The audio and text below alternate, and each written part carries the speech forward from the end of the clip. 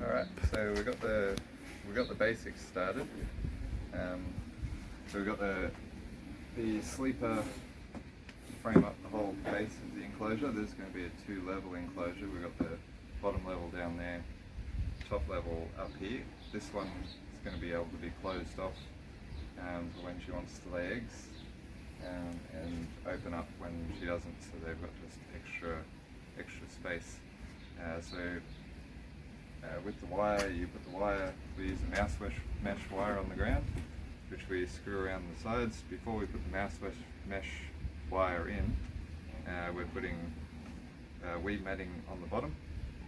As you can see here, any bits that were too low and the wire was standing up off it, we just put sand on top of it and rub it in so that when you step on it, it doesn't pull the wire out of the screws, because we screw the wire all the way around.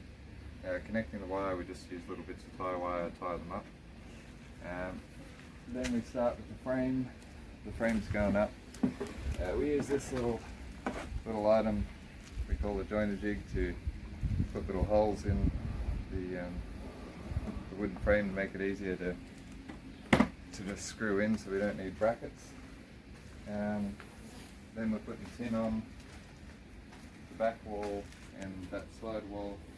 So there's a space, the width of the tin, so the tin can just spot onto them. They're the height of the tin, so the tin can just go on there.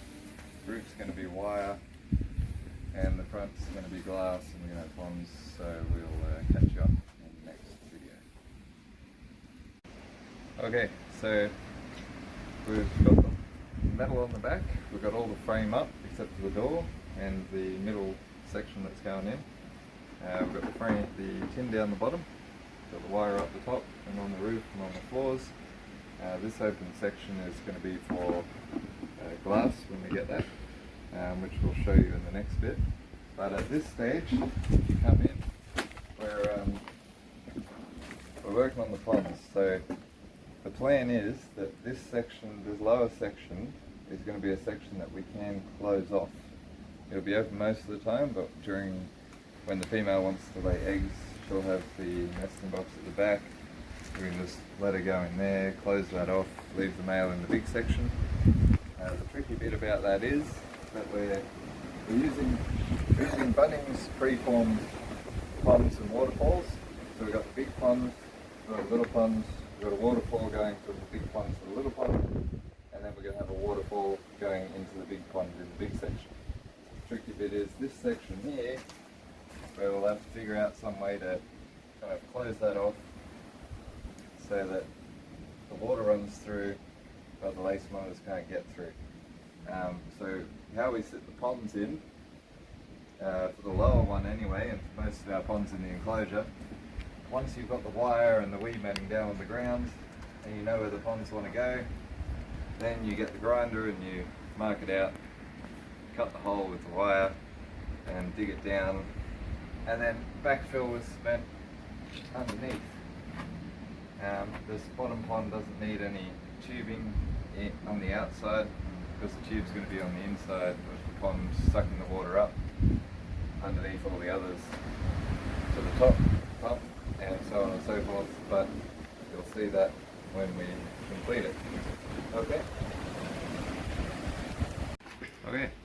so we got the pond structure in place. We put a wooden frame underneath it to hold it up, because these ones are going to be, this is going to be the highest point with the fountain going into this one. This one we're going to have to use some expanding foam just over here to kind of bolster this section up so the water runs into this waterfall there and then down into there. We've got the wire on around, which we're going to then put expanding foam over, and then grout or gyp rock or whatever it is that we've got to put over that and make this look rockish. So we've got the tubing that will go from the pump at the very bottom of the pond, and that will carry it up to the filter, which is going to sit in the little hole right under here, which will have a door on the other side so we can open the door, access the filter, and then the other part of the tube will go from the filter up to this little waterfall, so the water will be pumped all the way down, go down there, and pump straight back up to the top section. And that's the plan. Alright, so the pond, the wire has gone on around most of the pond. The pond structure is all in place. So we've got the main filter in under here, which we're going to build the door for, so that we can get in and out and pull the filter out when we need to. This bit's going to be covered over with foam like the rest of it. On top of the foam is going the grout or drip rock or whatever it is that you put on it. We'll get to that when we get to it. But anyway, the water pumps from down here. This little big pump that we showed you from Bunnings earlier, that runs all the way up under the pond. Under the pond's all the way up to the main filtration system, then back up into the top waterfall. We've had to, because that was just a pond in the middle there, we've had to put foam, and we'll have to cover that as well and paint it and do all that stuff, just so that the water only goes in the section we need it to go, which is into this next waterfall, and then that will go down into this section. So as you can see, we've kind of covered it all, so it's going to essentially be a rock wall all the way around, except for the door on the other side, and a filter all the way through. So the next phase we're going to is what's going to go here in this corner, which is the hide for the place monitors. Now we cut all of our wood bits into pieces. These are the uprights. We've marked out 600 mil up, so that's where the base of the hide is going to be. So there's going to be 600 underneath it, which will probably give it plenty of space for the ground underneath, and then nowhere for them to kind of burrow under the actual hide, which can be quite problematic.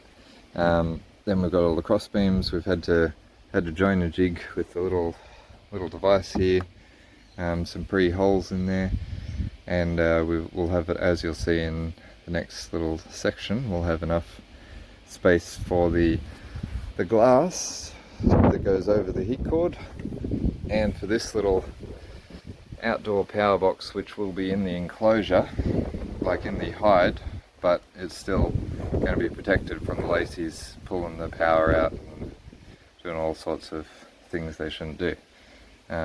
This is a pretty cheap thing we got from Bunnings as well, and it comes with a timer and a power board, and you can plug anything in. So we'll have the pond pumped into that, the pond filter and the power cord.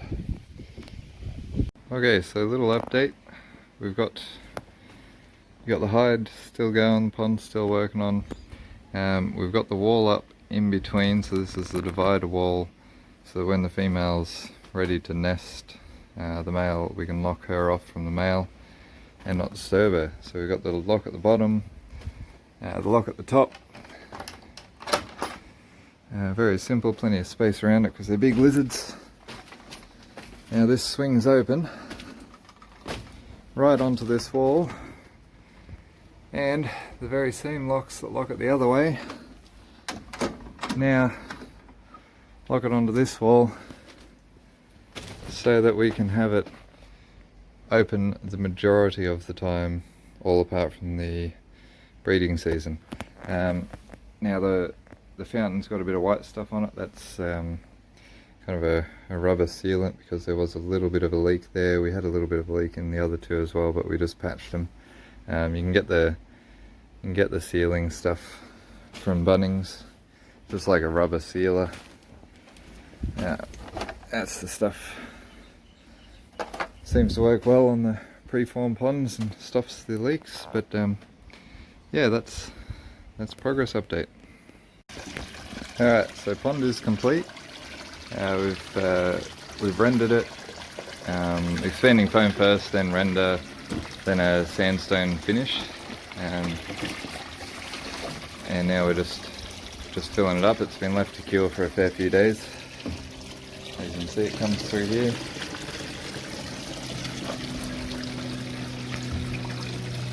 Through our little wall here. Once the middle one fills up, of course.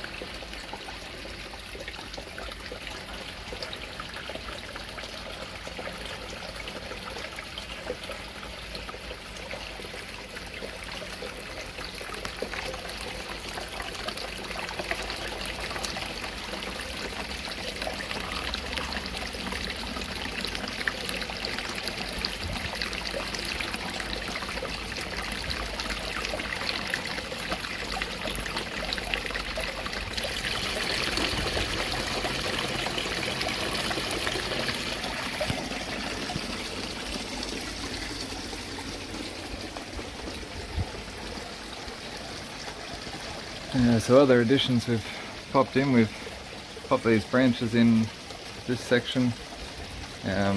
This one's all connecting up. You can see over the roof here. Gives them a nice basking spot, and they're pretty arboreal, so it should go well.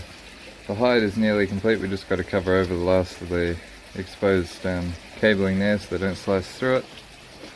And we've also got this panel of glass in, or two panels next to each other. So we've still got the door to come, and this lot of glass right here, and then a couple more branches in that one, and then the substrate, and we'll be done. Alright, so the lacing enclosure is pretty much finished. You can see we've got the glass panel in here. We still haven't done the front door, which we still got to do, but everything else is pretty much done. We've got the glass panels in here. Pop the substrate in, as you can see. Just Yuki mulch. I've got a few little planted hides, garden beds here, so just kind of off-cut bits of wood that we popped in, a few plants that we had spare lying around the place. We've got all the branches here in the secondary area, and another little garden down over that side with ferns.